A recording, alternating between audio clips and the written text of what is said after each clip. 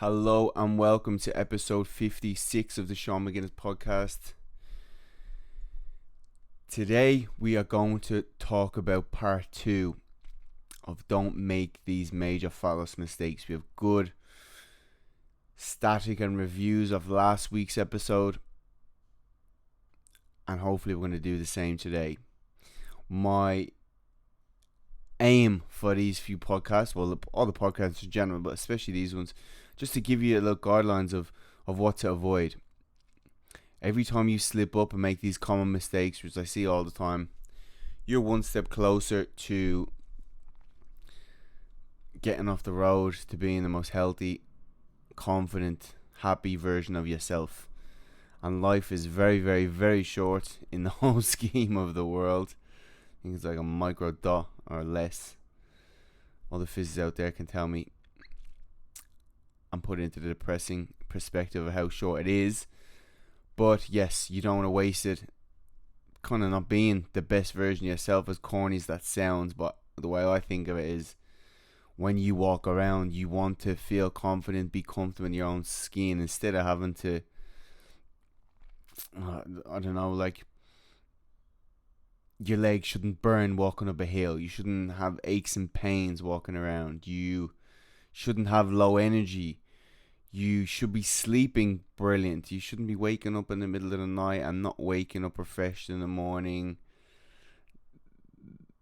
We're trying to improve the quality of your life. And when I talk about fat loss, my aim is to always look at it in terms of everything. And we know when we improve all these things, they have a domino effect, improving all the rest of the things in the quality of your life in regards to sleep, your energy, your confidence, your health.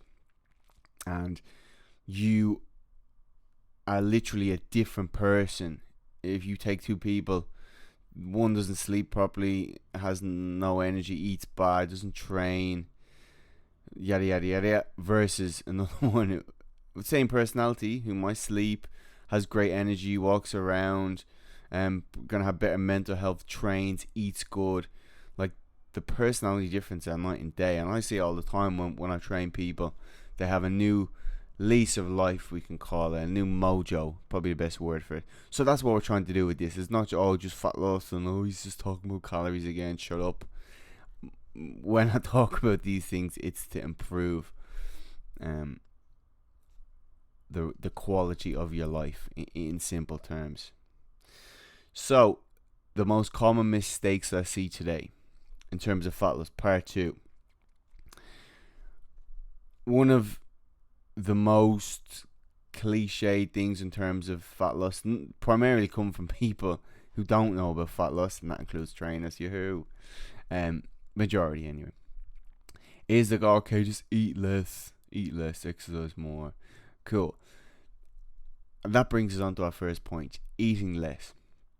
Okay, obviously a calorie deficit is the basis of fat loss. It's why we lose fat. We don't get enough calories in, our body taps into fat stores to use that and break that down to energy to be able to use, because we don't have any, because we need more. But it's very easy to take that literally. We always see it online. You'll see it when you look up YouTube videos of weight loss. Okay, obviously people mean it in the right terms, but they go, oh, just eat less. And if you think eating less, what you're going to think of is eating less food. There's a difference here between eating less calories and eating less food. They're not along the same lines. And the first mistake people make is when they eat less calories, they eat less food. Now you might go, Sean, what are you talking about? If we eat less food, as in, let's think of the portion of a plate, we start to eat less of that plate. Over time, when we lose weight, our hunger and appetite's going to increase, which is why it's kind of easy for people to lose weight in the first few weeks. It's not a big thing. Okay, it is, but it isn't in the whole scheme of things. But when your hunger mechanisms and appetite mechanisms start to kick in, make you more hungry, and in turn make you less full when you eat, excuse me, this is when the trouble starts. because then how are you going to stick to just eating less and less food all the time? So what instead I advise is we want to eat less calories, but we want to try to eat more food. Okay? Because we can eat less calories and we can eat more food. Again, think of that picture of the plate. What's dubbed as high volume foods basically means foods that don't contain a lot of calories but contain a large amount of them, again in proportion to the plate. So if you think of like a plate of broccoli or a plate of watermelon, that may be the same calories as like a tiny little chocolate bar, but it's a bigger volume. It takes up more of the plate. So think of how much more satisfied you're going to be when you eat a plate of broccoli, eat a plate of watermelon in comparison to that little chocolate bar. I'm not saying that chocolate bar is bad, but this is what we want to look at hunger and appetite regulation. So when we're trying to eat less calories, we need to try to increase the volume of food we're eating, especially if someone has a good appetite, or like I said, it might matter after a while because your kind of starvation mechanisms are going to kick in to tell you to eat more food. One of the ways in which our body tells our brain we're full is it has stretch receptors on our stomach. So when we eat, if we eat a large volume of foods, it gets to the point where we hit those stretch receptors, stretches them out, hence the name, and then that's one of the mechanisms that tells the brain we're full. Again, go back to like that little chocolate bar. That's not gonna tip the sides at all, versus a big plate of broccoli, a big plate of veggies, whatever it is. So that's one of the mechanisms that we need to look at to improve. So you may monitor your hunger, you may monitor your appetite, and as you get more hungry and your appetite goes up and your fullness signals go down into a deficit, then you may slowly, gradually increase. The most common volume foods are going to be vegetables, okay? Outside of high protein, which is the other mechanism we want involved to keep us full and satiated, high protein. So once we're hitting that through whole foods, okay, just because someone's like protein target, we'll say 2 grams per kilo. So for me, that would be like 160 grams. It's going to be a difference between me just having protein shakes all day versus eating that from whole sources, chicken, eggs, etc., etc. So we know the two things that fill us up the most will be our protein and then will be our veggies. Okay, so that's going to make up the basis of a nutrition plan. Going back to what I talked about last week's episode, actually interlinked them, where I talked about making slow, small behavior modifications. What I do with people, it's not often where I'll go in, okay, say, let's start someone off who may not have a good diet when they come in. I'm not going to go straight to going, let's just eat veggies with every meal, okay? Even though that's optimal, it might be optimal for that person. So what I'll slowly do is, as I modify that diet within the first few weeks or months, starting to get more protein in there. We're starting to control the calorie intake with maybe the foods that they're already eating.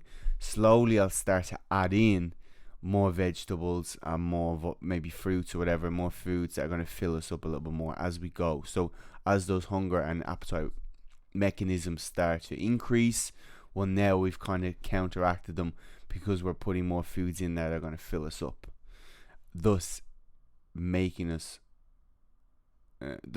us to be more consistent along that plan because we're keeping those things in check. If you're starting off and you might be at a different level and you can start off eating veggies with every meal, that's perfect. I use a really simple portion guide. So for some people, I might even have them track calories. They might be at different stages. For the clients that sign up with me online, I'll give them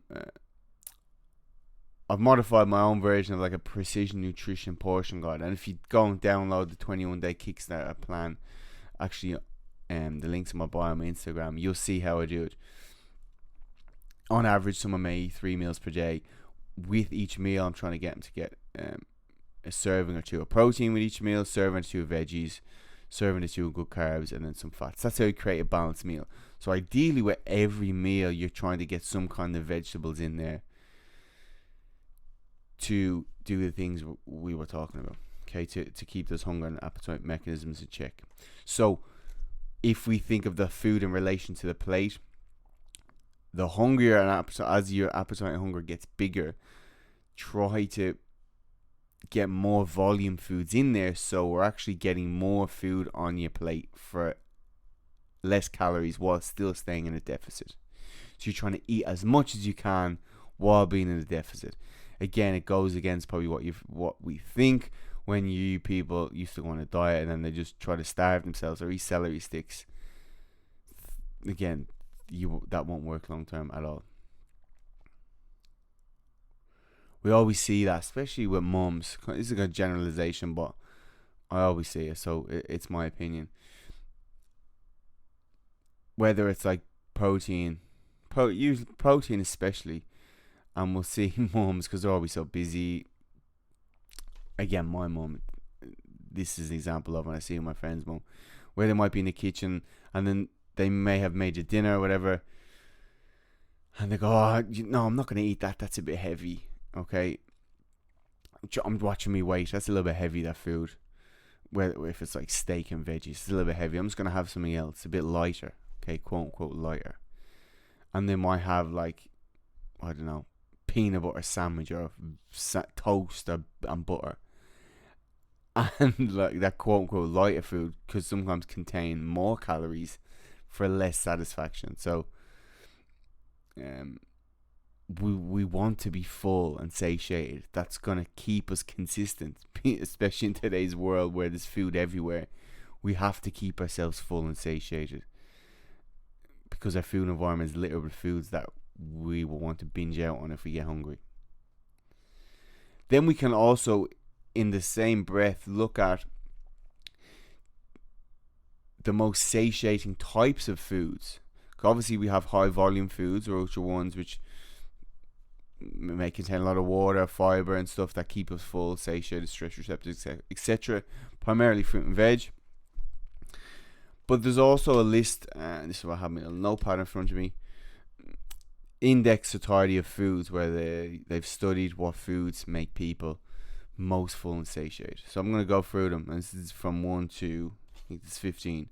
So one which you probably not never heard of, probably surprisingly to be number 1 with the rap carbs get, are boiled potatoes, which obviously are a great source of nutrition, fiber, and on their own they're not that hyper palatable, as in overly tasty to eat more of. Now, if we obviously take this boiled potato, and we talked about this last week, the role of like when you combine carbs and fats together, they become overly tasty and then very easy to overeat on. Hence, health foods, they may be good sources of fats and carbs, but that still can make it as easy to overeat on as junk food, which most good junk foods, processed foods, ones you like, they're not just going to be sugar or carbs, they're going to be fat and carbs together. So if we take boiled potatoes, and then which is obviously carbohydrate, but then you put butter on them, okay, now we're mixing fats and carbs, so now it's becoming more overly hyper palatable and easier to overeat on. Cream, cheese, think of all these things which we primarily put on potatoes, they're all fats, so we're combining fats and carbs, and they're obviously delicious, but that nullifies the satiation effect, because we're making it higher calorie and easy to overeat on. And that also doesn't take into account if we start to fry the potatoes, and we're getting more fats in there as well. And yes, so boiled potatoes on their own, even probably as a side note, if we're looking at like taste preferences which we can put on foods and which companies put on foods that kind of hit our own taste receptors, which we have a few, and then that stimulates dopamine, makes it easier to overeat on. Think of how good like salt is on boiled potatoes, because obviously we have a sodium receptor. So yes, that's just a tangent. So the second one is eggs. Eggs obviously a great source of protein and fat anyway. easiest probably way to start to increase protein in someone's diet. I'll use that. Oatmeal, oats, porridge. I assume a water just to keep it lower calorie. Then we have fish, soups, meat. We have Greek yogurt, which, again, these are all kind of staples of a good diet. Soups in there, which if you're in a colder climate can work very well. Didn't get to talk about that with my client Emma a few episodes ago, but that's something she uses. Obviously, the amount of liquid is going to get into your stomach and hit those stretch receptors as well. Greek yogurt, you may just use like the light version of it. Works as either a good breakfast. Again, if we're trying to increase protein for people, I'll use that. I might get them to put a scoop of protein in there with some berries to get a little bit more fiber. So then we have some fiber and protein in there. Also works good as a snack for nighttime. Vegetables, as we said, cottage cheese, which again can work well at nighttime or throughout the day. Legumes, fruit, quinoa, nuts. I may have to disagree there because, well, it just obviously depends. If you're eating from the bag, that makes it way too easy to overeat on. Coconut oil and popcorn. Popcorn are a great snack as well for those people who want a little snack when they're watching the movies. But as we talked about, you go to the movies and what do they put on? They put on butter and salt, fats and sodium. Again, hitting all these taste receptors to force you to overeat and buy more, obviously. So yes, okay, that's the first point done. When you're trying to eat less food, don't eat less food. Eat less calories, but try to eat more food, as counterintuitive as that sounds. As we turn the page here, number 2 of the biggest mistakes I see is not having any structure around your meals. Now, what I mean with this is, we've heard, rightly so, that if we just stay in a calorie deficit, we're going to lose weight. The problem with this is we get kind of a number. You might calculate your number, estimate number of calories to eat each day, and you have MyFitnessPal, and you go, okay, let's just go about my day as normal. You start to track food.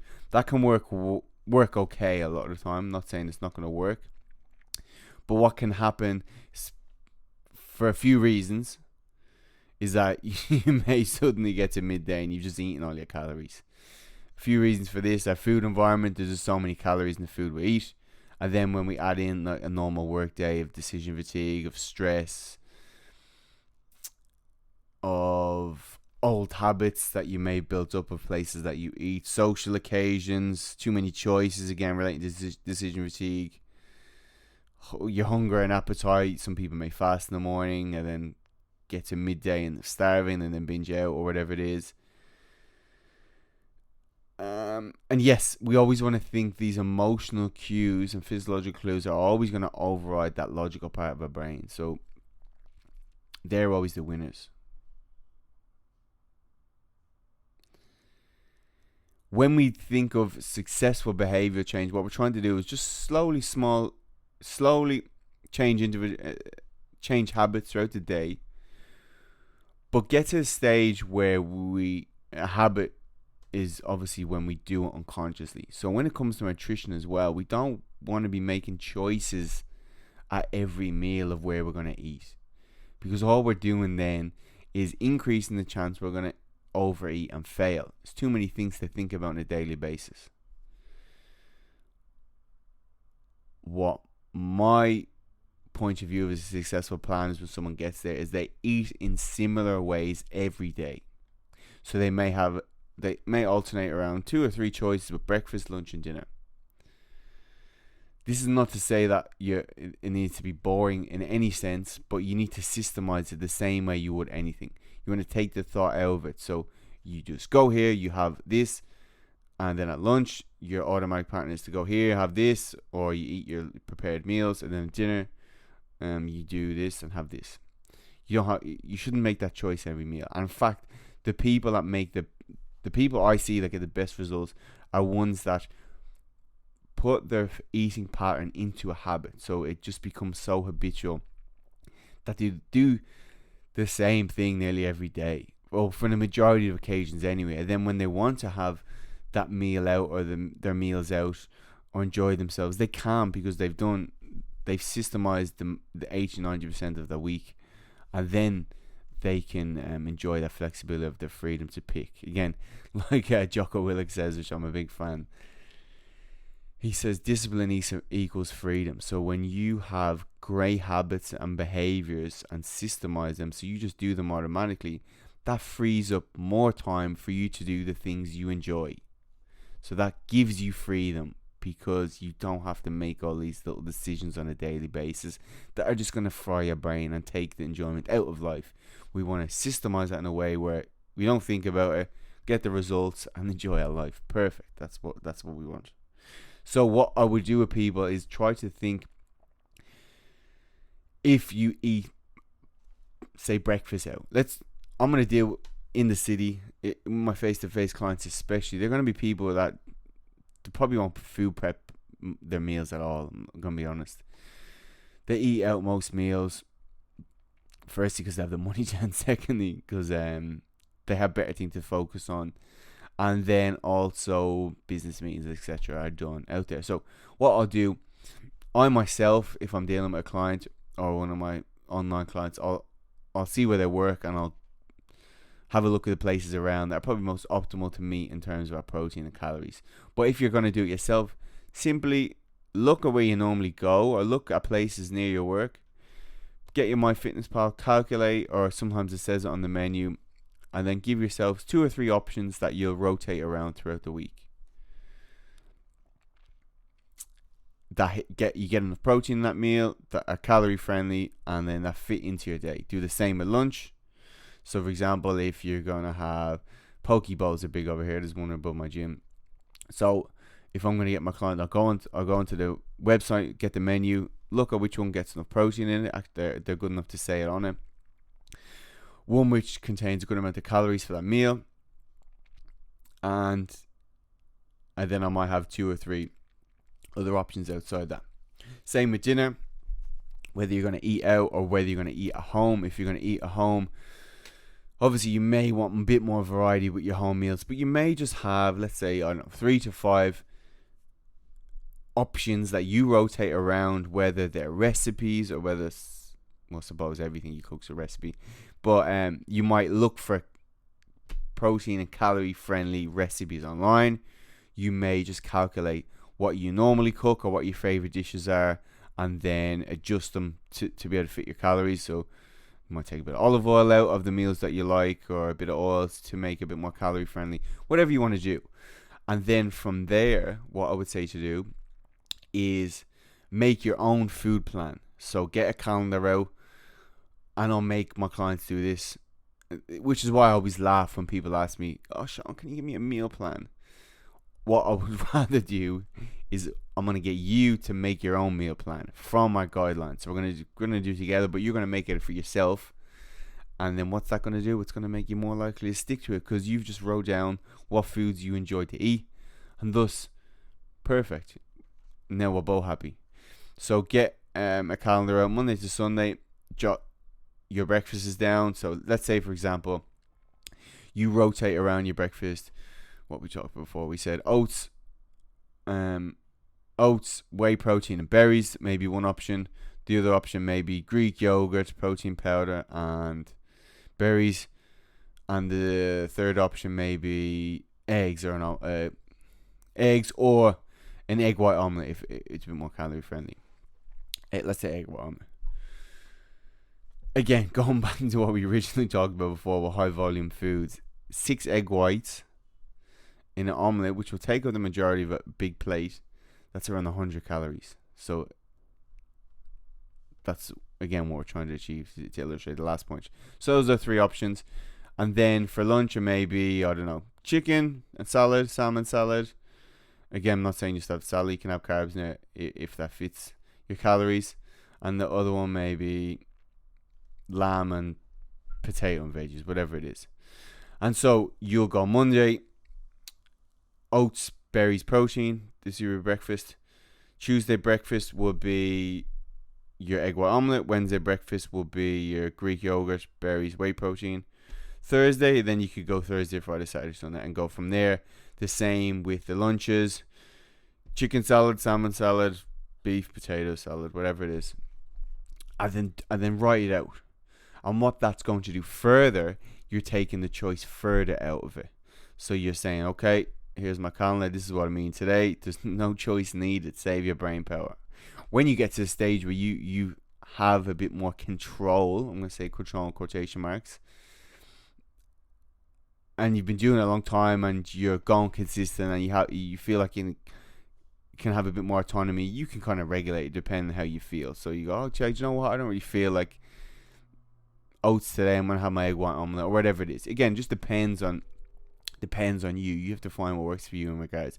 But that will be my main cues for that. As I said, the clients that do this get the best results because you're taking chance and choice out of the matter. I made an example there of someone that eats 3 meals per day, but again, we also want to look at, if I'm making a meal plan, I'll look and say, does that person like breakfast? Is that person, if they don't, are they prone to binging out at lunch? Because it's what also we're going to have to look at, as we said. And we'll make that plan depending on their lifestyle and depending what works best for them. So, not saying you have to have 3 meals. You could have 2 meals, but plan those out and have your options ready for that. As well as the point, which is very important, is your weekday routine may differentiate from your weekend routine. In the fact that, let's use the example of someone that eats like to quote unquote normal schedule, where they might eat before work, lunch, and then after work, 3 meals per day, which is an average for most people.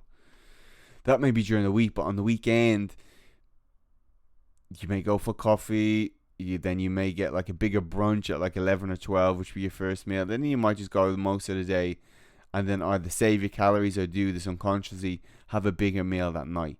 So I know for myself, a lot of the time on the weekends, I'll have 2 big meals.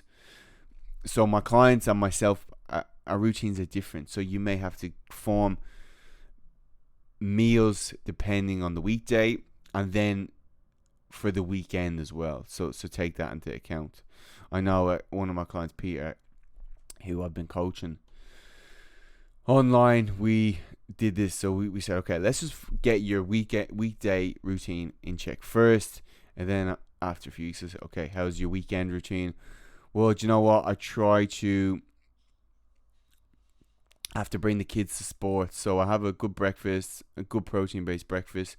But then I end up snacking a lot throughout the day because I don't have any lunch scheduled in. So our plan was to make sure he got a lunch in there in between, because otherwise he'd get you hungry and overeat at night time. Again, related to that. So now our focus is, okay, let's just build those 3 meals in on the weekend for you, because we know for you, whether it's physiologically you're a bit more overweight, so you can't handle, your blood sugar goes a bit all over the place, so when it drops you get too hungry.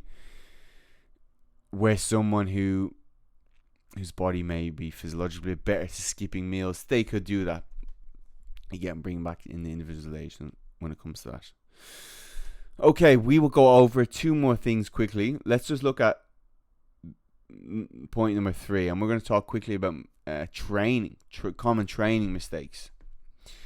One of which I see is the rise of high intensity training. You've probably heard me talk about before, about people going in, and the high intensity will be where you're trying to spike your heart rate very high, let it come down, and so on, and do the same thing. So you're going in and it's kind of boot camp style workouts for people that is thrashing you when it comes to training. Firstly, so there's 2 things within this why I'm not a big fan for the majority of people in the majority of cases. If we combine high intensity in quotation marks, what we're looking at in most cases, high sense of fatigue. What people do then is they combine that with exercises that require good levels of technique. Let's look at CrossFit, let's look at like F45, where we're doing technical movements. So what happens when you combine high levels of fatigue with high levels of complexity, where you're going to get bad movement a lot of the time, unless that person unconsciously moves well. When you add fatigue on top of that, form is going to break down. Now, what happens when your form breaks down in these popular group classes?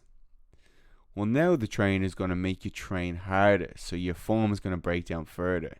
So they're more interested in training you harder than making you move better. That's where the problem lies. And that's where it's going to increase your risk of injury as your form breaks down, as your fatigue gets higher, as the person's making you train harder. Which I will commonly see, because I get these people after they get injured. Because a lot of the time, and I know, like, group training may just be an introduction for people to get in and get moving, and that's fine. But if it's not structured properly, well, then that person can get injured, and then they might never train again. So that's my problem with it. The way that the execution is bad. If someone's trying to do this model, what you'd actually be better off doing is training someone hard with exercises that require low complexity. For example, pushing a prowler, doing a skier, doing a sub bike, stupid proof exercises.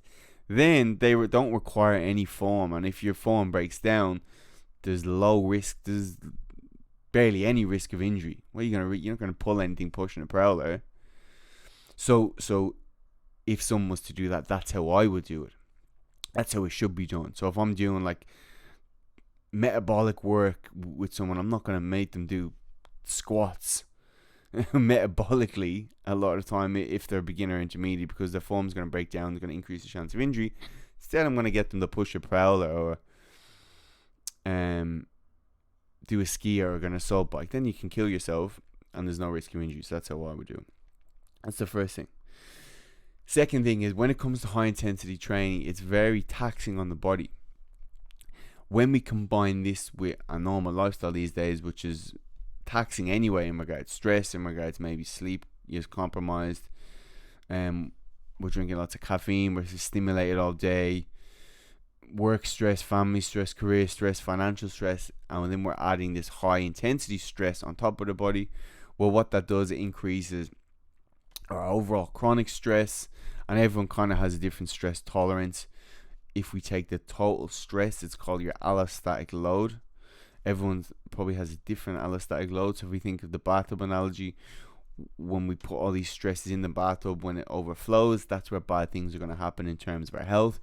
In terms of fat loss, what's going to happen? It's going to increase our hunger, increase our appetite, and increase our desire to emotionally eat with processed food even more. Because when we eat these very stimulating, hyperpalatable foods, which I talked about, it increases large amounts of dopamine. And dopamine lowers cortisol, so that's going to lower the stress, and we feel de-stressed then after. But what that does, it creates a bad habit loop. So every time that's a trigger, that becomes the routine, and we fall into that pattern, that cycle easy enough. So we'll commonly see when people burn the candle at both ends all week, and then when it gets to Friday, they're going to binge out all weekend, and they just undone the whole deficit all week. So what I would do in regards to training is some kind of polarization, what's called. So we're alternating between higher, heavier days, taxing days, but with quote unquote easier days. Doesn't mean they're like easy, but it means they're less taxing on the body.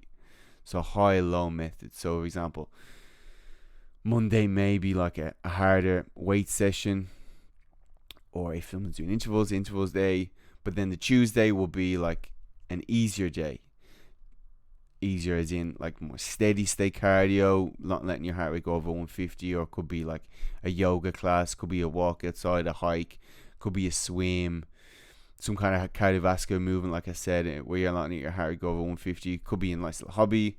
It could be Pilates, yoga, etc., etc. So for a lot of people, that would be a workout, especially if you're out of shape. But it's not taxing; it's actually restorative. So we're allowing our body to recuperate while still burning calories, while still getting all that blood flow and that tissue movement. Wednesday we can go a little harder again. Thursday we have our easier day, and then depending what you do on the days after. For the majority of people that work in a normal life, they may only have like 2 or 3 harder days in them per week,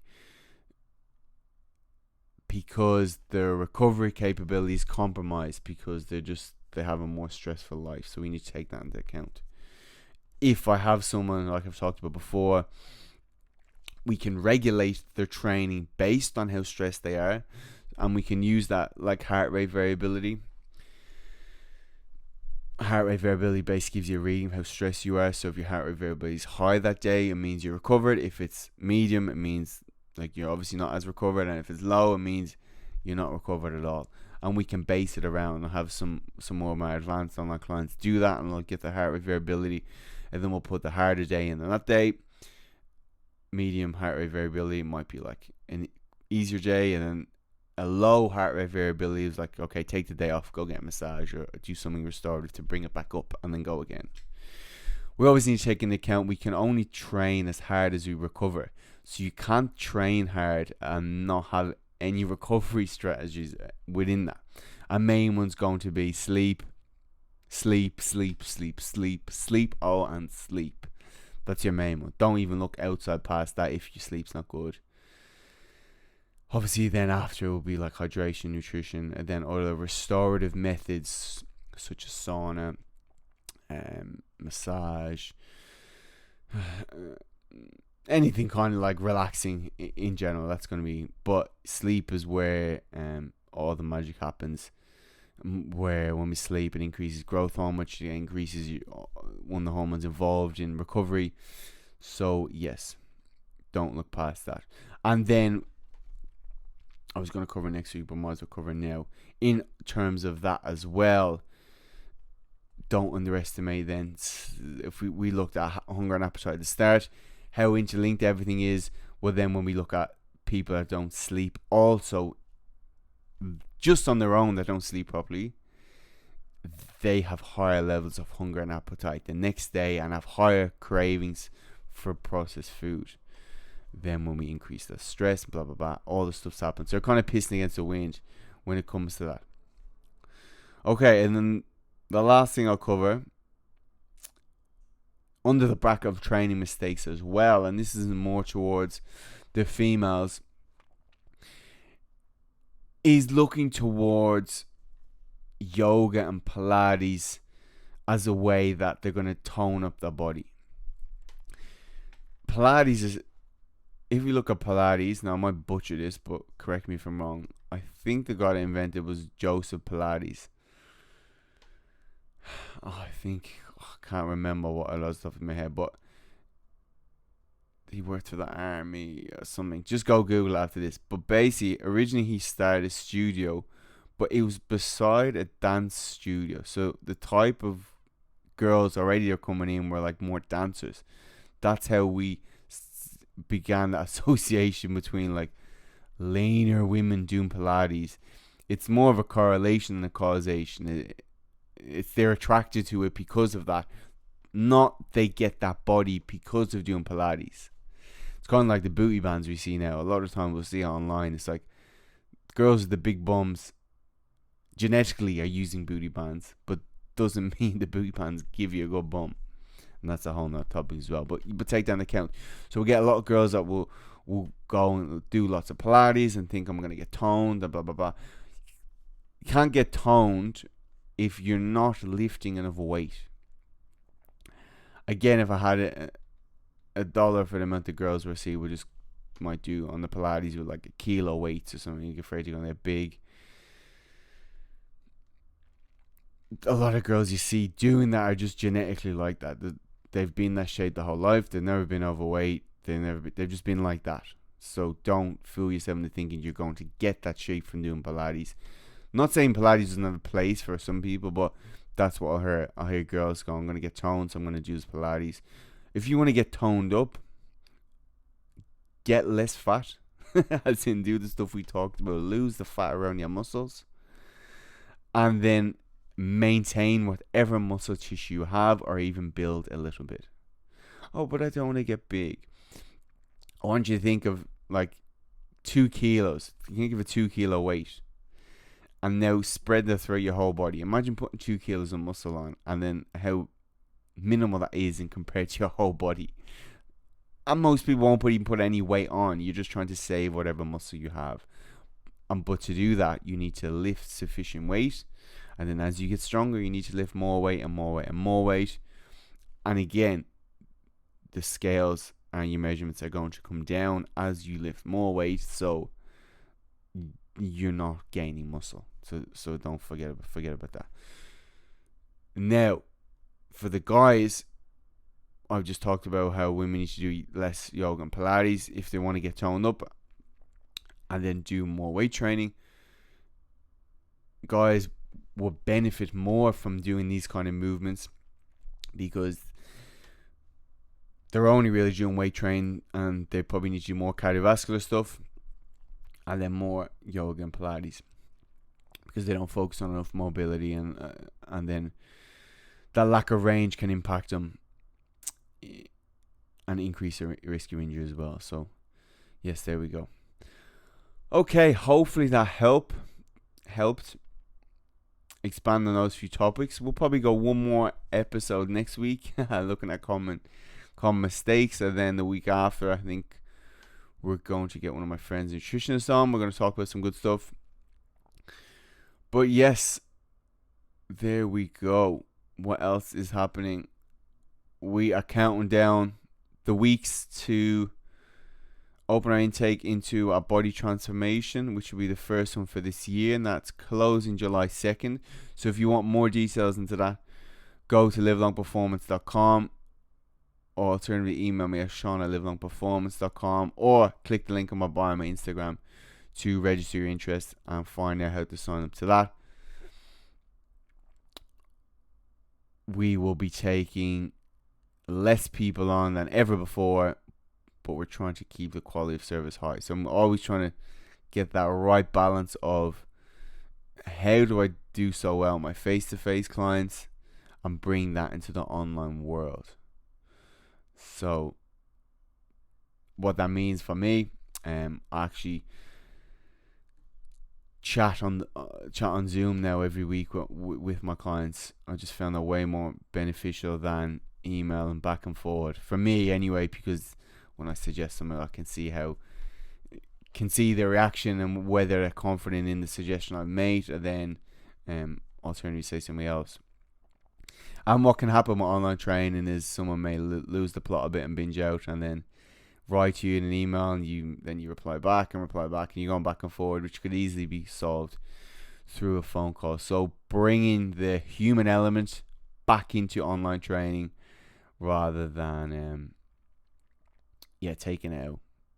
Also, with my original consultations, we'll obviously have a chat about everything nutritional audit, but then in regards to my physical examination, I'll do that as well live to be able to keep that individualization of movement in there, like we talked about, to make sure I'm prescribing the right exercise for that person. So yes, it's always a work in progress, finding what works best and then running with that so everyone can achieve the best results possible. And also, I've just updated my fat loss Kickstarter guide, and that looks amazing. So it's because I didn't do it, someone else. I did the content, but someone else did the graphics and made it look all pretty and professional now. So go download that. That looks brilliant. Otherwise, I hope you all have a great week. Please share to other people I need to listen to this. Please rate and review, and I will see you all in the next episode. Have a great week.